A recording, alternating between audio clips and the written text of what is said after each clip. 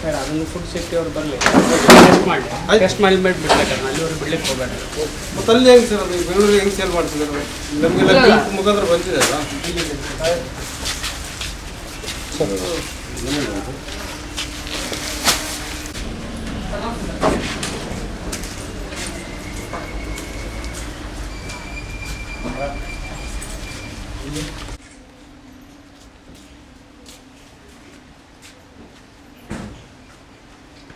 ನಿಮ್ದೆಲ್ಲ ಮಾರ್ಕವೆ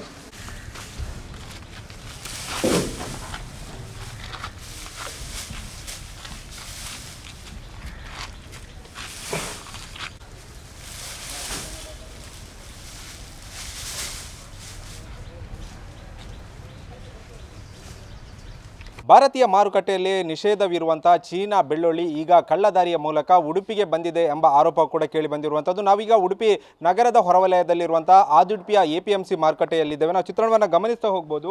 ಈಗ ಅಂದರೆ ಇಲ್ಲಿ ಬಂದಿರುವ ಆರೋಪ ಏನಂದರೆ ಚೀನಾದ ಬೆಳ್ಳುಳ್ಳಿ ಉಡುಪಿ ಮಾರುಕಟ್ಟೆಗೆ ಬಂದಿದೆ. ಈ ನಿಟ್ಟಿನಲ್ಲಿ ತುಂಬಾ ಅಂದರೆ ಗ್ರಾಹಕರೇನಿದ್ದಾರೆ ತುಂಬಾ ಆತಂಕ ವ್ಯಕ್ತಪಡಿಸಿರುವಂಥದ್ದು. ಇಲ್ಲಿ ಮಾಧ್ಯಮದವರು TV9ಗೆ ಮಾಹಿತಿ ಕೊಡುವಂಥ ಕೆಲಸವನ್ನು ಮಾಡಿದ್ದಾರೆ ಮತ್ತು ಅಧಿಕಾರಿಗಳಿಗೂ ಕೂಡ ಮಾಹಿತಿಯನ್ನು ಕೊಡುವಂಥ ಕೆಲಸ ಮಾಡಿದ್ದಾರೆ. ಚೀನಾದ ಬೆಳ್ಳುಳ್ಳಿ ಯಾವ ರೀತಿ ಇರುತ್ತೆ ಅಂದರೆ ತುಂಬಾ ದೊಡ್ಡವಾಗಿ ಕಾಣುತ್ತೆ ಮತ್ತು ಅಂದರೆ ಗೋಡಂಬಿ ಟೈಪ್ ಇರುತ್ತೆ. ಅಂದರೆ ತುಂಬಾ ದೊಡ್ಡದ ಆಕಾರದಲ್ಲಿ ಬರುತ್ತೆ.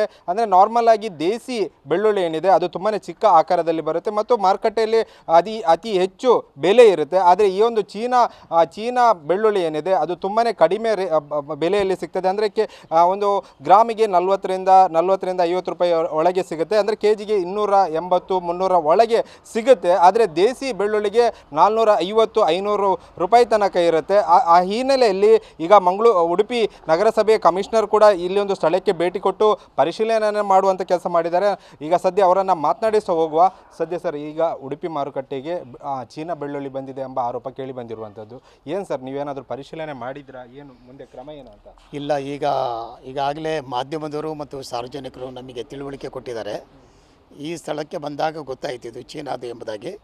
ಇದನ್ನು ಸೀಸ್ ಮಾಡಿ ನಮ್ಮ APMC ಅಧಿಕಾರಿಗಳ ಮೂಲಕ ಅದನ್ನು ಆಹಾರ ಸಂರಕ್ಷಣೆ ಅಧಿಕಾರಿಗಳ ಮೂಲಕ ಅದನ್ನು ಪರಿಶೀಲನೆಗೆ ಒಳಪಡಿಸಿ ಅದು ಕೆಮಿಕಲಿಂದ ಕೂಡಿ ಬಂದರೆ ಅದನ್ನು ಸೀಸ್ ಮಾಡಿಸಿ ಅವ್ರ ಮೇಲೆ ಕಾನೂನು ಕ್ರಮ ಕೈಗೊಳ್ತೀವಿ.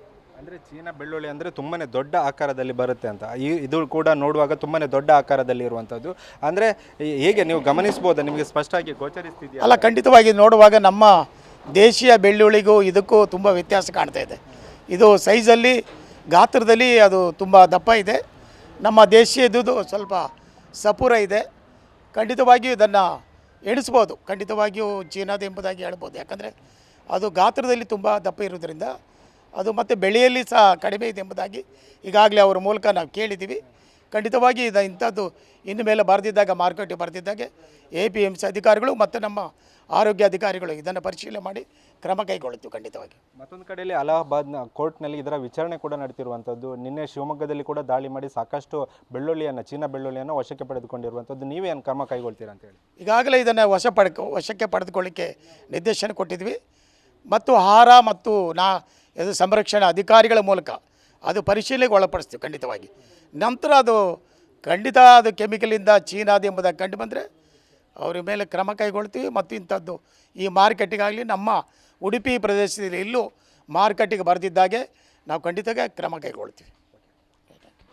ಇದಿಷ್ಟು ಉಡುಪಿ ನಗರಸಭೆಯ ಒಂದು ಕಮಿಷನರ್ ಅವರ ಮಾತಾಗಿರುವಂಥದ್ದು. ಈಗಾಗಲೇ ಚೀನಾ ಅಂದರೆ ಬೇರೆ ಬೇರೆ ಆಹಾರ ವಸ್ತುಗಳಲ್ಲಿ ಕ್ಯಾನ್ಸರ್ ಅಂಶ ಇದೆ ಎಂಬುದು ಕೂಡ ಪತ್ತೆಯಾಗಿರುವಂಥದ್ದು. ಕೇಕ್ ಆಗಿರ್ಬೋದು, ಅದೇ ರೀತಿ ಗೋಬಿ ಮಂಚೂರಿ ಆಗಿರ್ಬೋದು, ಕಬಾಬ್ಗಳಲ್ಲಿ ಬಳಸುವಂಥ ಒಂದು ಕೆಮಿಕಲ್ ಆಗಿರ್ಬೋದು, ಅದರಲ್ಲಿ ಕೂಡ ಈಗಾಗಲೇ ಒಂದು ಕ್ಯಾನ್ಸರ್ ಉಕ್ತ ಪದಾರ್ಥಗಳಿದೆ ಎಂಬ ಮಾಹಿತಿ ಲಭ್ಯವಾಗಿರುವಂಥದ್ದು. ಅದೇ ರೀತಿ ಈಗ ಚೀನಾ ಬೆಳ್ಳುಳ್ಳಿಯಲ್ಲಿ ಕೂಡ ಇದೇ ರೀತಿಯ ಅಂಶ ಇದೆ ಎಂಬ ಮಾಹಿತಿ ಹಿನ್ನೆಲೆಯಲ್ಲಿ ಈಗ ಅಧಿಕಾರಿಗಳು ಭೇಟಿ ಕೊಟ್ಟು ಪರಿಶೀಲನೆ ಮಾಡ್ತಿದ್ದಾರೆ ಮತ್ತು ಕೆಲವೊಂದು ಅಂದರೆ ಸಾಕಷ್ಟು ಬೆಳ್ಳುಳ್ಳಿಗಳನ್ನು ಕೂಡ ವಶಕ್ಕೆ ಪಡೆದುಕೊಂಡಿರುವಂಥ ಕೆಲಸವನ್ನು ಕೂಡ ಅಧಿಕಾರಿಗಳು ಮಾಡಿರುವಂಥದ್ದು. ಕ್ಯಾಮರಾಮನ್ ರಾಮ್ ಜೊತೆ ಪ್ರಜ್ವಲ್ ಅಮೀನ್, TV9 ಉಡುಪಿ.